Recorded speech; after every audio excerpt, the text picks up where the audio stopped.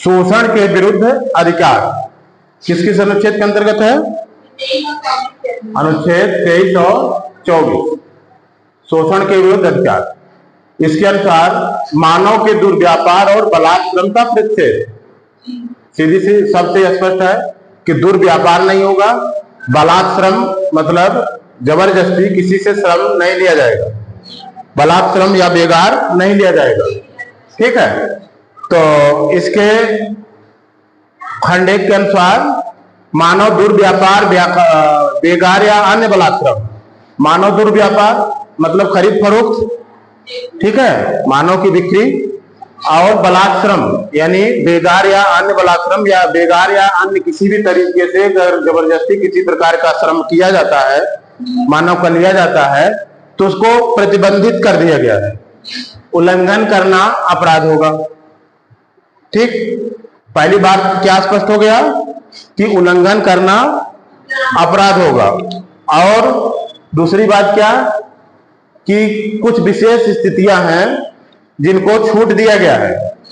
वो स्थितियां क्या हो सकती हैं? जैसे कोई सार्वजनिक प्रयोजन हो। सार्वजनिक प्रयोजन क्या हो सकता है? प्रयोजन से मतलब सार्वजनिक उद्देश्य, यहां हम उद्देश्य की बात कर रहे हैं। ठीक है, सार्वजनिक उद्देश्य हो तो उसके अनुसार क्या क्या सार्वजनिक उद्देश्य हो सकता है? सार्वजनिक उद्देश्य क्या हो सकता है? बताइए कुछ।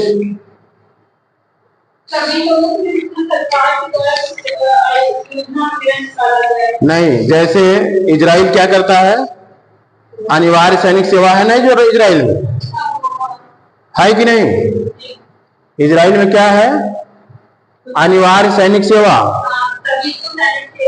अगर अब प्रश्न ये उठ रहा है कि अगर बलात्श्रम यानी किसी अनिवार्य सेवा पर अगर प्रतिबंधित किया गया है, सरकार को किसी प्रकार की सेवा लेने से प्रतिबंधित किया गया है, तो मान लीजिए इजराइल जैसी स्थिति आ जाए कि अनिवार्य सैनिक सेवा लगाना हो, तो क्या करेगा? है ना?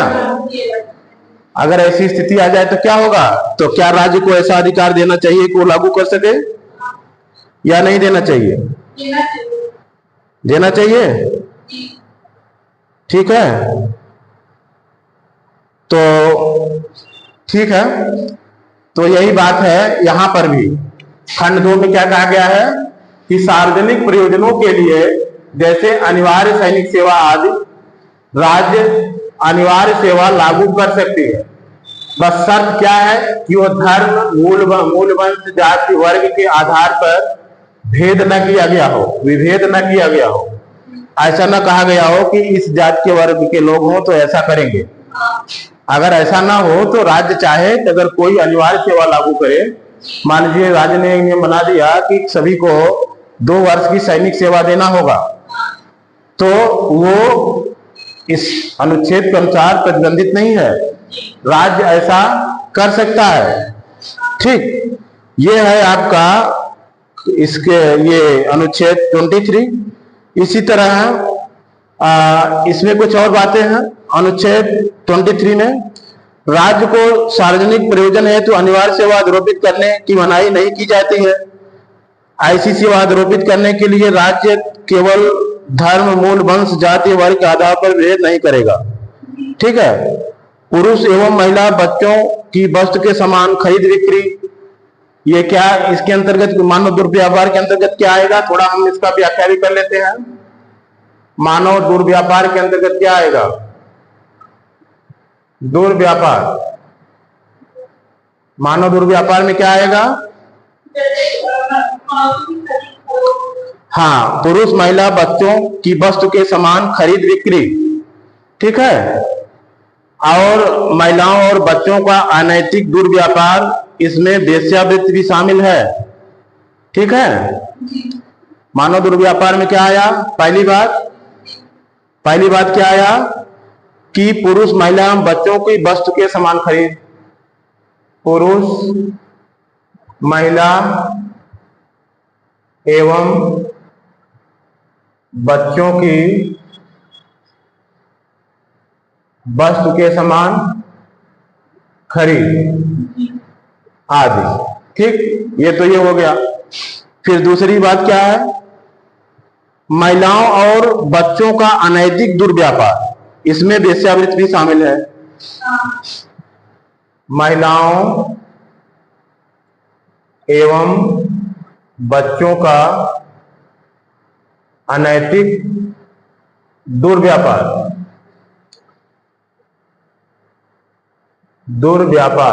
इसमें क्या है? इसमें वेश्यावृत्ति भी शामिल है। यानी वेश्यावृत्ति भी ऐसा भी प्रतिबंधित किया गया है, वेश्यावृत्ति शामिल है। ठीक है, इतना स्पष्ट हो गया मानव दुर्व्यापार क्या होता है, इसका मतलब। और क्या है? देवदासी व दास,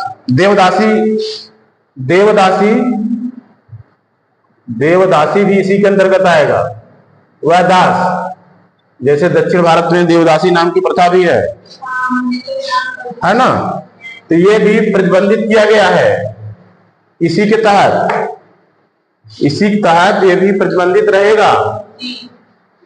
ठीक है, और क्या है इसके अंतर्गत?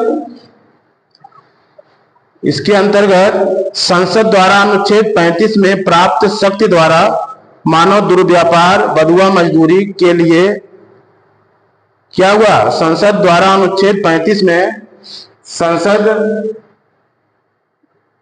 के द्वारा जो अनुच्छेद 35 में शक्ति प्राप्त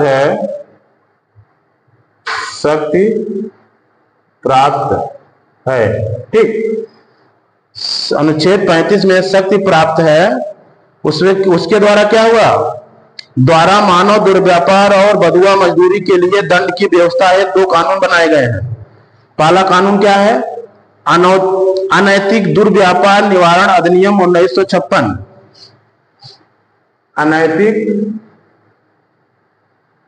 अनैतिक दुर्व्यापार निवारण अधिनियम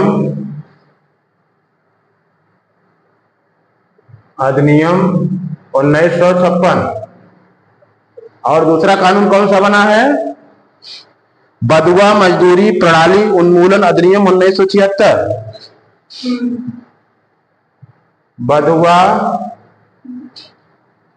मजदूरी प्रणाली उन्मूलन अधिनियम 1976। ये क्या हुआ? यही है पूर्ण रूप से व्याख्या सहित शोषण के विरुद्ध अधिकार। ठीक है, अनुच्छेद 23 में मानव दुर्व्यापार एवं बलात्श्रम के परिच्छेद की व्याख्या। ठीक है, फिर अनुच्छेद 24 क्या है?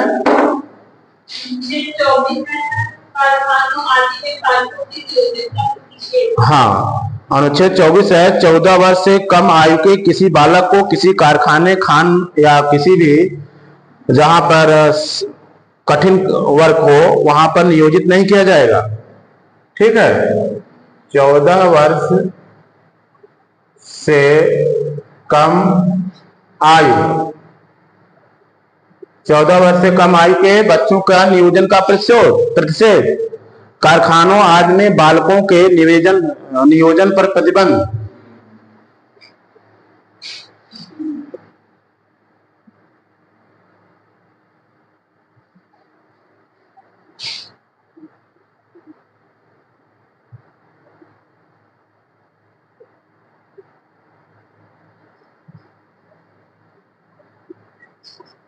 नियोजन पर प्रतिबंध मतलब बालक अगर 14 वर्ष से कम आयु का है तो बालकों को कारखानों आदि में नियोजन पर प्रतिबंध, जहां पर वर्क खतरनाक है। ठीक है, ऐसी व्यवस्था किया गया है। संकटमय परिस्थितियों में उनको नहीं लगाया जाएगा इस अनुच्छेद के अनुसार। ठीक है, नियोजन पर प्रतिबंध अर्थात उनको नियोजित नहीं किया जाएगा, नियोजित नहीं किया जाएगा। इस संदर्भ में कुछ कानून भी बने हैं, कुछ विधियों का निर्माण किया गया है। संसद द्वारा 14 वर्ष से कम उम्र के बच्चों के जोखिमपूर्ण कार्य में प्रतिबंध हेतु बनाए गए कानून कारखाना अधिनियम 1948। कुछ कानून हैं, जैसे नंबर 1 क्या है, कारखाना अधिनियम 1948। फिर दूसरा क्या है, बगान श्रम अधिनियम 1951, बगान श्रम अधिनियम 1951। फिर इसके बाद है खान अधिनियम 1952, खान अधिनियम 1952, खान अधिनियम 1952। बाल श्रम प्रतिषेध एवं नियमन अधिनियम 1986, बाल श्रम प्रतिषेध एवं नियमन अधिनियम 1986, बाल श्रम प्रतिषेध एवं नियमन अधिनियम 1986। ठीक है। बाल श्रम निषेध एवं नियमन संशोधन अधिनियम 2016, बाल श्रम प्रतिषेध एवं नियमन संशोधन अधिनियम